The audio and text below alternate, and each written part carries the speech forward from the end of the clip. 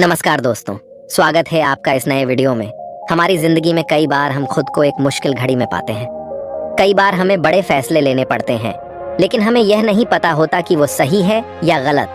क्या उस फैसले का परिणाम हमारे जीवन में खुशियां लाएगा या मुसीबत। लेकिन कई बार हमारे पास सही निर्णय लेने की सुझाव नहीं होते और हम जल्दबाजी में फैसला कर लेते हैं, और उन फैसलों की वजह से हमारी जिंदगी सुखमय हो सकती है या फिर हमारी जिंदगी नरक से भी बढ़कर हो सकती है।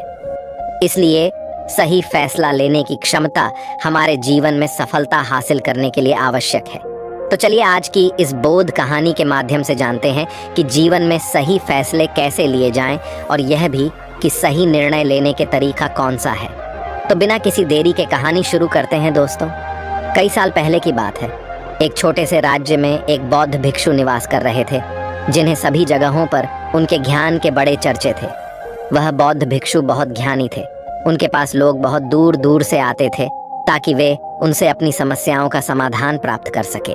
उनके पास कोई भी कैसी भी समस्या लेकर क्यों ना आए, वह समस्या का समाधान अवश्य करते थे। जब भी वह किसी की समस्या सुनते तो उस समस्या को बड़े ही ध्यान से सुनते, समझते, उसमें लीन हो जाते, और उसके बाद कुछ देर के लिए वह आंखें बंद करते और समस्या के बारे में अच्छे से सोच विचार करते और उसके बाद उसका समाधान देते। ऐसे में कोई भी व्यक्ति उनके बारे में केवल एक ही बात सोचता था, शायद इन साधु के पास कोई ऐसी चमत्कारिक शक्तियां हैं जिससे यह समाधान पूछते हैं और उसके बाद हमें वह समाधान बताते हैं। एक बार एक युवक ने उन महाराज से यह पूछ भी लिया, क्या आपके पास ऐसी कोई चमत्कारी शक्तियां हैं जिसके कारण आप हमारी समस्याओं का समाधान करते हैं, या आपके पास ऐसी कोई दिव्य दृष्टि है जिससे आप हमारी समस्याओं का समाधान खोज पाते हैं। उस युवक की यह बात सुनकर वह साधु जोर जोर से हंसने लगे, लेकिन उन्होंने उस युवक की बात का कोई जवाब नहीं दिया। उसके कुछ ही दिनों बाद उस राज्य में एक बड़ी अजीब सी घटना घटी। उस राज्य में एक बुढ़िया औरत रहा करती थी, जो अपने पूरे घर में अकेले ही रहती थी। उसका कोई ना था। उस राज्य से होकर 4 मित्र अपने घर की ओर जा रहे थे। वे लोग दूसरे नगर में काम करके पैसा इकट्ठा करके अपने गांव की ओर जा रहे थे। ये बात बहुत पुराने जमाने की है, जब यातायात के साधन ना हुआ करते थे, इसलिए वे लोग पैदल ही यात्रा किया करते थे। इसी कारण वे चारों मित्र अपने अपने धन को इकट्ठा करके अपने गांव की ओर प्रस्थान कर रहे थे। उन चारों ने अपना अपना धन एक छोटी सी पोटली में रखा था और उसी पोटली में उन सब की सारी कमाई थी। तभी उन चारों मित्रों में से एक मित्र कहता है, मित्रों, इस तरह से यदि हम अपना धन अलग अलग रखेंगे तो इससे हमारा धन चोरी हो सकता है। क्यों ना हम अपना सारा धन एक ही पोटली में रख दें, जिससे हम सब इस पर ध्यान भी दे सकेंगे और हमारा धन सुरक्षित भी हो जाएगा। और जब हम अपने गांव पहुंच जाएंगे तो हम वहां पर अपना अपना हिस्सा इसमें से ले लेंगे। उन तीनों मित्रों ने उस युवक की बात मान ली और वे सभी मिलकर अपना धन एक ही पोटली में रख देते हैं और वे सभी मिलकर अपने गांव की ओर आगे बढ़ते हैं। चलते चलते काफी समय बीत चुका था और अब रात्रि होने वाली थी। तभी आगे चलकर रास्ते में उन्हें एक घर दिखाई दिया, जहां पर एक बूढ़ी औरत रहा करती थी। रात्रि का समय भी हो चुका था और उन चारों मित्रों को रात रुकने के लिए कोई ना कोई जगह की आवश्यकता भी थी। ऐसे में उन चारों ने मिलकर यह योजना बनाई कि वे लोग आज रात इसी घर में ठहरेंगे। इसलिए वे चारों लोग उस घर की ओर आगे बढ़ते हैं। उस घर का दरवाजा खटखटाते हैं। तभी सामने से एक बूढ़ी औरत दरवाजा खोलती है और उन चारों मित्रों में से एक मित्र हाथ जोड़कर उस बूढ़ी औरत से कहता है, माता जी, हम अपने गांव की ओर जा रहे थे, लेकिन यहाँ रास्ते में ही रात हो गई और अब हम इतनी रात में सफ़र नहीं कर सकते। इसलिए हमारी आपसे विनती है कि हम आपके यहाँ पर एक रात रुकना चाहते हैं। सुबह होते ही हम यहाँ से चले जाएंगे। उस बूढ़ी औरत ने काफ़ी देर सोच विचार किया और उसके बाद वह बूढ़ी औरत कहती है, ठीक है, तुम सभी आज रात के लिए यहाँ पर रुक सकते हो। मुझे कोई दिक्कत नहीं, मैं खाना बनाने जा रही हूँ। कहो तो तुम लोगों के लिए भी बना दूँ। उन चारों ने सहमति जताते हुए कहा, हाँ बिल्कुल। उसके बाद उन चारों मित्रों ने धन की पोटली उस बूढ़ी औरत को थमा दी और कहा, माता जी, इस पोटली में हमारे साल भर की कमाई है। हम चारों ने अब तक का अपना सारा कमाया हुआ धन इसी पोटली में रखा है और अब हम इसे आपको सौंपते हैं, क्योंकि यह हम चारों से ज्यादा आपके पास सुरक्षित होगा। हम बस इतना चाहते हैं कि यदि हम चारों में से कोई एक व्यक्ति से लेने आए तो आप इस पोटली को उसे मत देना जब तक कि हम चारों एक साथ इस पोटली को लेने न आए। तभी वह बूढ़ी औरत कहती है, ठीक है बेटा, यदि तुम चारों एक साथ आओगे तभी मैं इस पोटली को आपको सौंपेंगे। और वैसे भी आप लोग तो सुबह यहाँ से चले जाने वाले हैं, मैं आपको सुबह ही यह पोटली थमा दूंगी, वह धन की पोटली। उस बूढ़ी औरत को थमाकर चारों मित्र निश्चिंत हो जाते हैं कि अब उनका धन सुरक्षित है और वे लोग खाना खाकर सो जाते हैं। अगली सुबह जब वह चारों उठते हैं तो सभी लोग अपनी आगे की यात्रा के लिए तैयारियां शुरू कर देते हैं। उन चारों नौजवानों में से एक नौजवान थोड़ा सा बदमाश था। वह अपने उन तीनों मित्रों से कहता है, भाइयों, इस बूढ़ी औरत ने हमारी रात भर खातिरदारी की है, हमें अच्छा भोजन खिलाया, सोने के लिए अच्छी जगह दी, रात भर यहाँ सर छुपाने के लिए एक अच्छा मकान दिया और हमने अब तक उसके लिए कुछ नहीं किया। वह बूढ़ी औरत अकेले ही खेतों में काम कर रही है। क्या हम सभी यहाँ से जाने से पहले इस बूढ़ी औरत की मदद नहीं कर सकते? उस बदमाश नौजवान ने मन ही मन यह योजना बना ली थी कि वह किसी तरह से भी उस बुढ़िया से पोटली हासिल करके ही रहेगा। बाकी के तीनों मित्र उसकी बातों में आ जाते हैं और वे सभी मिलकर उस बुढ़िया की मदद करने अर्थात खेतों में काम करने के लिए चल पड़ते हैं। वे सभी मिलकर खेतों का काम कर ही रहे थे कि तभी वह बदमाश नौजवान अपने बाकी तीनों मित्रों से कहता है, मित्र, मुझे जोरों की प्यास लग गई है, मैं जरा उस बूढ़ी औरत से पानी मांगकर लाता हूँ। वह बाकी मित्र भी अब काफी थक चुके थे, उन्हें भी जोरों की प्यास लगी थी, इसलिए वह तीनों मित्र उसे वहां से जाने की अनुमति दे देते हैं। जैसे ही वह बदमाश उस बूढ़ी औरत के पास पहुंचता है, वह उस बूढ़ी औरत से कहता है, माता जी, अब हम यहाँ से जा रहे हैं, कृपया करके हमारे धन की पोटली हमें वापस दे दें इस पर। वह बूढ़ी औरत कहती है, नहीं नहीं, जब तक तुम चारों एक साथ ना हो तब तक मैं वह पोटली किसी को नहीं दे सकती। तुम्ही ने तो कहा था कि जब तक हम चारों एक साथ ना हो तब तक यह पोटली किसी को नहीं देनी है। तभी वह बदमाश उन तीनों की तरफ इशारा करते हुए कहता, हे लाओ। उन तीनों ने सोचा कि हमारा मित्र हमारे लिए पानी लाना चाहता है, इसलिए वह हमसे आज्ञा मांग रहा है। तभी उन तीनों मित्रों ने इशारे में उस युवक से कहा, हाँ हाँ ठीक है, ले आओ। ये देख, उस बुढ़िया को यह लगने लगा कि अब ये चारों यहाँ से जा रहे हैं और ये अपनी पोटली मांग रहे हैं, इसलिए उस बुढ़िया ने वह कोठलाकर उस बदमाश के हाथों में रख दी और वह बदमाश उस पोटली को लेकर वहाँ से चला गया और बाकी के तीनों मित्र अपने खेत के काम में व्यस्त हो जाते हैं। कुछ देर के बाद जब वह तीनों खेत का काम करके वापस लौटते हैं और बुढ़िया से कहते हैं, माता जी, हमारा मित्र जो यहाँ पानी पीने आया था वह कहाँ गया? इस पर वह बुढ़िया कहती हैं, क्या वह पानी पीने आया था? पर वो तो कह रहा था कि हम चारों जा रहे हैं, कृपया करके हमारे धन की पोटली हमें थमा दें। तब तीनों बड़े आश्चर्य होकर उस बुढ़िया से कहते हैं, माता जी, हमने भला कब कहा वह पोटली मांगी थी? हमें तो प्यास लगी थी और हमने पानी के लिए इशारा किया था। तभी बूढ़ी औरत उन तीनों से कहती हैं, परंतु अब तो वह पोटली लेकर जा चुका है। तभी वह तीनों मित्र सर पकड़कर रोने लगते हैं और कहते हैं, माता जी, उसमें हमारा सारा कमाया हुआ धन था जो वह अकेले लेकर भाग चुका है। हमने तो आपको कहा था कि जब तक हम चारों एक साथ न आए तब तक आपको वह पोटली किसी को नहीं देनी है, फिर आपने ऐसा क्यों किया? इसमें आप ही की गलती है। हमने आपको उस पोटली की हिफाजत के लिए रखा था और आपने उसे एक ऐसे आदमी के हाथों में दे दिया जिसने हमारा सारा धन हमसे लूट लिया। हम बर्दाश्त नहीं करेंगे, हम राजा के पास जाएंगे और राजा से आपकी शिकायत करेंगे, न्याय की मांग करेंगे। अब तो इस बात का राजा ही फैसला करेंगे। तीनों नौजवान क्रोधित होकर राज दरबार में पहुंच जाते हैं और अपनी सारी समस्या उन राजा को बता देते हैं। जब वह राजा उन तीनों नौजवानों की बात ध्यानपूर्वक सुनता है तो वह तुरंत ही उस बुढ़िया को राज दरबार में पेश होने का आदेश देता है।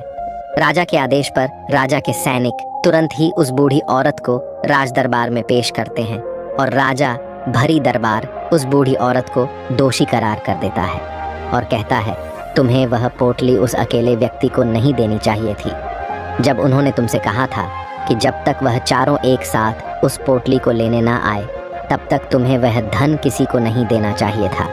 इसमें तुम्हारी गलती है और अब तुम्हें इसका हर्जाना भरना होगा, तुम्हें इनका धन लौटाना होगा।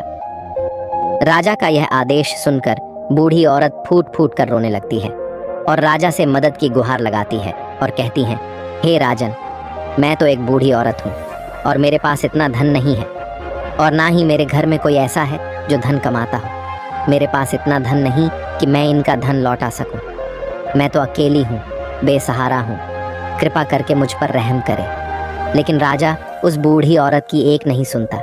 वह बूढ़ी औरत रोते हुए अपने घर की ओर जा रही थी। ये सोच रही थी कि आखिर में इतना धन कहाँ से लाऊं, कि कैसे मैं उन लोगों का यह धन उन्हें लौट आऊंगी। मेरे पास इतना धन नहीं है। मैं क्या करूं, कैसे करूं, कहाँ से लाऊं इतना धन? यदि मैंने उनका धन नहीं लौटाया तो मुझे राजा मार डालेगा। वैसे भी मेरी ही गलती है। जब उन चारों ने मिलकर मुझसे कहा था कि जब तक हम चारों एक साथ ना आए तब तक वह पोटली किसी को नहीं थमानी है, फिर भी मैंने वह पोटली केवल उस एक व्यक्ति को थमा दी। इसमें गलती तो मेरी ही है। वह रोते रोते ये सारी बातें सोचते हुए अपने घर की ओर जा रही थी। तभी रास्ते में उस बूढ़ी औरत को वहीं संत मिले जो उस नगर में किसी भी समस्या का समाधान बड़ी ही सरलता और सहजता से करते हैं। उन्होंने उस बूढ़ी औरत से कहा, क्या बात है बेटी, क्यों रो रही हो? इस पर वह बूढ़ी औरत उस संत को सब कुछ सच सच बता देती है और कहती हैं, हे महाराज, इसमें गलती तो मेरी ही है। उन चारों ने तो पहले ही कहा था कि जब तक वे चारों एक साथ न आए तब तक वह पोटली मुझे किसी को नहीं देनी है। लेकिन मेरी हिम्मत मारी गई थी जो मैंने वह पोटली केवल एक व्यक्ति को थमा दी और वह उनका सारा धन लेकर वहां से भाग गया। लेकिन अब मुझे यह समझ नहीं आ रहा कि मैं वह सारा धन कहां से लाऊं, कैसे जुटाऊं। मेरे पास इतना धन नहीं है और राजा ने तो आदेश भी दे दिया है कि मुझे उनका धन लौटाना ही पड़ेगा। लेकिन मैं यह समझ नहीं पा रही कि इतना सारा धन मैं कहां से लाऊंगी। तभी वह संत उस बूढ़ी औरत से कहते हैं, शांत हो जाओ, मैं कोई ना कोई रास्ता जरूर निकाल लूंगा। इतना कहकर वह संत वहीं पर बैठ जाते हैं, ध्यान करने लगते हैं। कुछ देर के लिए आंखें बंद कर सोचते हैं, विचार करते हैं। मौन रहकर वह समस्या का समाधान निकालते हैं और उसके बाद वह उस बूढ़ी औरत से कहते हैं, बेटी, राजा ने फैसला किया है, वह बिल्कुल गलत है। आपने जो किया इसमें आपकी कोई गलती नहीं है। राजा का फैसला गलत है। उन संत के इतना कहने पर बूढ़ी औरत चुप हो गई और यह सोचने लगी कि आखिर राजा का फैसला कैसे गलत हो सकता है। राजा तो सभी के लिए न्याय ही करते हैं और वह कभी किसी का बुरा नहीं करते। फिर आखिर आज राजा का फैसला कैसे गलत हो गया? उन संत और उस बुढ़िया की बात आसपास के खड़े लोग सभी लोग सुन रहे थे और वे लोग भी बड़े अचरज में थे, क्योंकि राजा का फैसला कैसे गलत हो सकता है। राजा ने तो बिल्कुल सही फैसला लिया है। इस बूढ़ी औरत ने ही गलती की है, उन चारों का धन केवल एक ही को थमा दिया। ऐसे में इस बुढ़िया को उनका धन तो लौटाना ही चाहिए। राजा ने गलत फैसला कहाँ किया है। तभी वह संत उस बूढ़ी औरत से कहते हैं, जाओ और राज दरबार में कह दो कि हे राजन, आपका फैसला गलत है और सही क्या है, गलत क्या है, इसका फैसला मैं करूँगा। पहले तो बूढ़ी औरत इतनी हिम्मत ही नहीं जुटा पा रही थी कि वह राज दरबार में जाकर भरे राज दरबार में राजा को ये कह सके कि राजन, आपका फैसला गलत है। लेकिन जैसे तैसे उसने हिम्मत जुटाई और वह वापस राज दरबार लौटी। उसने डरते हुए भरे राज दरबार राजा से बड़ी थर्राती आवाज में कहा, हे राजन, आपने जो फैसला किया है वह फैसला गलत है। इतना कहकर उसने राजा को सारी बात सच सच बता दी। उस बूढ़ी औरत की बात सुनकर राजा बहुत क्रोधित हुआ। राजा ने उस बूढ़ी औरत से कहा, कौन है वह संत जिसने मेरे फैसले को गलत बताया है? क्या उन्हें नहीं लगता कि मैंने सही निर्णय लिया है? मैं हर रोज कई निर्णय लेता हूँ, कई फैसले करता हूँ, लेकिन आज तक कभी किसी ने मुझसे ये नहीं कहा कि मेरा फैसला गलत है। यदि उन संत ने मुझे सही फैसला न सुनाया, उन्हें फांसी की सजा दे दूंगा। यह बात पूरे नगर में फैल गई। सभी लोग यह जानने के लिए हैरान थे कि आखिर वह साधु ऐसा कौन सा फैसला सुनाने वाले हैं जो राजा से भी उचित होगा, जिसमें सबके लिए न्याय होगा। राजा ने अपने सैनिकों को तुरंत ही आदेश दिया कि जाओ और संत को राज दरबार में लाओ। राजा की आज्ञा के अनुसार वे सैनिक तुरंत ही उन संत को लेने के लिए निकल पड़े। वे लोग कुछ ही देर बाद उन संत को लेकर राज दरबार पहुंचे। राज दरबार में सभी लोग उपस्थित थे और सभी लोग उन संत के फैसले का इंतजार कर रहे थे। उन संत को देखकर राजा कहता है, महाराज, आपको ऐसा क्यों लगता है कि हमने जो फैसला किया है वह गलत है? इस बुढ़िया ने यह वादा किया था कि वह चारों लोगों को एक साथ ही वह पोटली जमाएगी, फिर आखिर उसने अपना वादा क्यों तोड़ा? इसने यह गलती क्यों की कि इसने केवल एक ही को पोटली थमा दी और वह उनका सारा धन लेकर यहाँ से भाग गया? तो क्या इसमें इसकी गलती नहीं है? क्या इससे इनका धन नहीं लौटाना चाहिए? इस पर वह साधु बड़ी विनम्रता से राजा से कहते हैं, हे राजन, ये आपका फैसला था, लेकिन मैं आपसे कुछ कहना चाहता हूँ। इस पर राजा कहता है, ठीक है, कहिए आप क्या कहना चाहते?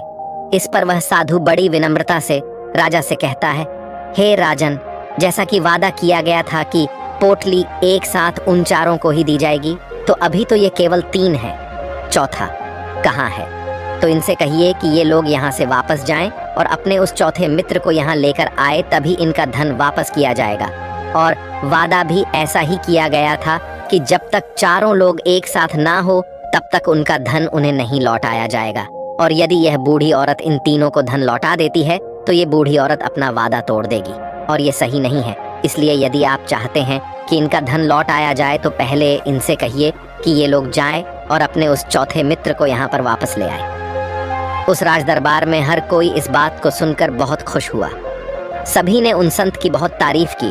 राजा भी उन संत के इस फैसले से पूरी तरह से सहमत था। राजा तुरंत ही उन संत के सामने सिर झुका लेता है और हाथ जोड़कर उनसे कहता है, हे महाराज, आपका यह फैसला इतना सही कैसे हो सकता है? आखिरी बात मेरे दिमाग में आई क्यों नहीं? मैंने इस बात को इस तरह से सोचा क्यों नहीं? तभी वह साधु उस राजा से कहते हैं, हे राजन, आपके पास और भी काम होते हैं। आप दिन भर व्यस्त रहते हैं और आपको जल्दबाजी में फैसले लेने पड़ते हैं। आपने इस मामले को सुना समझा, लेकिन इसे देखने में आप गलती कर गए। इससे आपने केवल ऊपरी तौर पर देखा, आपने इसकी गहराई तक जाने का प्रयास तक नहीं किया। यदि आपने इस मामले की गहराई को देखा होता, समझा होता, तो आप भी इसी नतीजे पर आते। जब तक हम किसी मामले की गहराई तक नहीं जाते, तब तक हम उसका सही समाधान नहीं निकाल सकते। लेकिन हम में से अधिकांश लोग तो अपने फैसले केवल जल्दबाजी में लेना चाहते हैं, भले ही वह मामला कितना भी गंभीर क्यों ना हो। हमें तो बस अपना हक चाहिए, हमारा नाम होना चाहिए, भले ही फैसला हमारे लिए आगे चलकर हमारे लिए नुकसानदायी क्यों ना हो। लेकिन हम तो उस मामले की गहराई तक जाने के लिए सोचते तक नहीं। तभी वह राजा उन संत से कहता है, हे महाराज, क्या आपके पास कोई दिव्य शक्तियां हैं? क्या आपके पास ऐसी कोई चमत्कारिक शक्ति है जिसे आप सवाल करते हैं और बदले में वह आपको जवाब देती है, जिस कारण आप सटीक और सही समाधान बता पाते हैं? राजा की यह बात सुनकर वसंत मुस्कुराने लगे और राजा से कहते हैं, हे राजन, ये सवाल मुझसे कई लोगों ने पूछा है और मैंने कभी किसी का कोई जवाब नहीं दिया, लेकिन आप इस राज्य के राजा हैं, इसलिए मैं आपके इस प्रश्न का उत्तर देता हूँ। आप में से कई लोगों को यहाँ ऐसा लगता है कि मेरे पास कोई ऐसी शक्तियाँ हैं जिससे मैं बात कर सकता हूँ, जिससे मैं कोई भी समस्या का समाधान पा सकता हूँ। लेकिन मैं आप लोगों को एक बात सच सच बता देता हूँ, मेरे पास ऐसी कोई शक्तियाँ नहीं हैं। मैं तो केवल हर मामले की गहराई तक सोचता हूँ, उस बात पर विचार करता हूँ, और जब मैं विचार करता हूँ तो मेरे सामने कई सारे समाधान आते हैं, और जो समाधान मेरे सामने आते हैं मैं उन पर भी विचार करता हूँ, उनके बारे में भी गहराई तक जाता हूँ। और जब मुझे लगता है कि इस समस्या का समाधान यही होना चाहिए, तभी मैं समाधान उस व्यक्ति को देता हूँ ताकि वह अपनी समस्या का समाधान कर सके। अब आप ही सोचिए, आप जल्दबाजी में यह फैसला लेकर इस बुढ़िया का जीवन पूरी तरह से बर्बाद कर देते। हमारा पूरा जीवन केवल एक फैसले पर निर्भर करता है। यदि वह फैसला सही हुआ तो हमारा जीवन अच्छा बन जाएगा, और यदि वह फैसला गलत निकला तो हमारा जीवन नर्क से भी बदतर हो सकता है। इसलिए यदि आप सही और सटीक फैसला लेना चाहते हैं तो आपको मौन रहना सीखना पड़ेगा। मौन रहकर उस पर विचार करना सीखना होगा, क्योंकि हमारे फैसले ही हमारा भविष्य तय करते हैं, हमारी जिंदगी का अगला पड़ाव तय करते हैं। फिर चाहे वह फैसले छोटे हों या बड़े, वे ही हमारी जिंदगी को निर्धारित करते हैं। इसलिए सबसे पहले हमें सही फैसले लेने के लिए मौन रहना सीखना आवश्यक है, उन पर विचार करना आवश्यक है। और जब आप ऐसा करते हैं तो आपके सामने एक ही समस्या के कई सारे समाधान निकल कर आते हैं। और जब आप उन पर गौर करेंगे तो आपको यह समझ में आएगा कि उन फैसलों का समाधान कैसा होना चाहिए, कि समाधान से आपको क्या फ़ायदा होगा और क्या नुकसान होगा, या उस समाधान पर सोच और विचार करने पर ही आप उसे समझ सकते हैं। और तभी आप यह निर्णय भी ले सकते हैं कि क्या यह समाधान उचित रहेगा या नहीं। और यह सब संभव हो सकता है यदि हम कम बोलना शुरू करें, अब पूरी तरह से मौन हो जाए। इसका अर्थ यह है कि आप भीतर से शांत हो जाएं। और जब आप भीतर से शांत होने लगते हैं तो आपका मन स्पष्ट होने लगता है, साफ होने लगता है, और आप किसी भी चीज़ पर सोच विचार कर सकते हैं। और जब आप भीतर से शांत होने लगते हैं तो आप ऊपर से भी कम बोलते हैं। और जब आप धीरे धीरे कम बोलने के आदी हो जाते हैं तो आप साफ और स्पष्ट तौर पर सोच और समझ पाते हैं। आपके विचारों में शुद्धता आ जाती है, जिससे आपको यह साफ और स्पष्ट देखने को मिल जाता है ये कौन सा फैसला सही होगा और कौन सा फैसला गलत होगा। आपको उस परिस्थिति में क्या करना चाहिए और क्या नहीं करना चाहिए। लेकिन हम में से अधिकांश लोग अपने आप को सही साबित करने के लिए, अपने आप को ऊंचा साबित करने के लिए अत्यधिक बोलते हैं, और इतना बोलते हैं कि हर कोई उनकी बातों को गंभीरता से नहीं लेता। उन्हें ऐसा लगता है कि मानो ज़्यादा बोलना ही हमारे लिए हमारा शस्त्र है। लेकिन वह यह भूल जाते हैं कि वह अत्यधिक बोलकर मूर्ख बन रहे हैं। लोग हमारा मजाक बनाते हैं, हमें मूर्ख समझते हैं, हमसे दूर रहने लगते हैं क्योंकि उन्हें हमारी बक बक अच्छी नहीं लगती। लेकिन जब आप भीतर से शांत होने का प्रयास करते हैं और धीरे धीरे भीतर से शांत होने लगते हैं तो आप खुद ब खुद ऊपरी तौर पर कम बोलना शुरू कर देते हैं। इससे आपके मन में, आपके मस्तिष्क में एक साफ और स्पष्ट विचार उत्पन्न होते हैं और आप अपने आप को साफ स्पष्ट तौर पर समझ पाते हैं, देख पाते हैं आपको कब, क्या, क्यों और कितना बोलना चाहिए, और आपको कब, कैसे, क्यों, किस तरह से कौन सा फैसला लेना सही है या नहीं। यह भी आप अच्छी तरह से समझ और जान पाते हैं। जब आप कम बोलना शुरू करते हैं तब आप अपने आप को बहुत अच्छी तरह से समझना शुरू कर देते हैं, अपने आप पर अच्छी तरह से विचार करना शुरू कर देते हैं। तब आपको यह बात भी बहुत अच्छी तरह से समझ में आने लगती है कि जो हम बेकार की बक बक करते हैं उस पर हमारे शरीर की बेवजह ही कितनी सारी ऊर्जा यूं ही व्यर्थ हो जाती है, नष्ट हो जाती है, जिसे हम चाहे तो किसी ज़रूरी काम में लगा सकते हैं, फैसले लेने में लगा सकते हैं, जिससे हम तनाव मुक्त रह सकते हैं और हमें अच्छी नींद भी आ सकती है। और यदि आप इसी प्रकार सोच विचार कर फैसले लेना शुरू करते हैं तो आपका मस्तिष्क भी अच्छी तरह से काम करने लगता है और आपका मस्तिष्क पहले से भी ज़्यादा शक्तिशाली हो जाता है। और इसका एक बहुत अच्छा उदाहरण भी आपको मैं बताना चाहूँगा। जब आप स्कूल में पढ़ते थे या फिर आज भी आप पढ़ रहे हो तो आपने देखा होगा कि जो बच्चे होनहार होते हैं, होशियार होते हैं, वे लोग बहुत कम बातें करते हैं और अपना समय सही चीज़ों में लगाते हैं। वह अधिकांशतः अपना समय मौन होकर ही बिताते हैं। इसी वजह से वह पढ़ाई करने में बहुत तेज़ होते हैं। वह जो कुछ भी पढ़ना चाहते हैं वह उसे याद कर ले जाते हैं। लेकिन वहीं पर दूसरी तरफ जो लोग बहुत अधिक बोलते हैं, यदि आप उन्हें पूरे 24 घंटे भी दे दें तो भी वह उस तरह से उन चीज़ों को याद नहीं रख सकते जिस तरह से वह मौन रखने वाले बच्चे उन बातों को याद कर लेते हैं। और महान चाणक्य ने भी यही कहा है कि जो व्यक्ति ये समझ जाता है कि उसे कब, कहाँ और कितना बोलना चाहिए, उस व्यक्ति को सफल होने से कोई नहीं रोक सकता।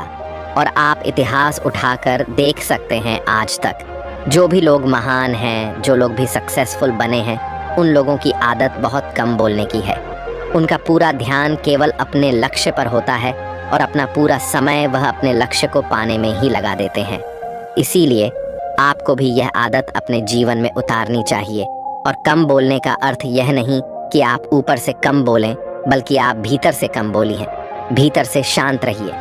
यदि आप रोज़ इसका अभ्यास करते हैं तो केवल कुछ दिनों में ही इससे होने वाले लाभ आपको आपके सामने नजर आने लगेंगे। दोस्तों, आपने आज के इस वीडियो से क्या सीखा वह मुझे आप कमेंट में बता सकते हैं। इसी के साथ मैं उम्मीद है कि आपको आज की वीडियो पसंद आई होगी, तो इस वीडियो को उस इंसान को शेयर करें जिससे ये कहानी सुनने की ज़रूरत है, और उसी के ठीक बाद चैनल को सब्सक्राइब करें। तो चलिए फिर मिलते हैं ऐसी एक और नई वीडियो में एक नए मैसेज के साथ। तब तक के लिए अपना ख्याल रखें। धन्यवाद और नमो बुद्धाय।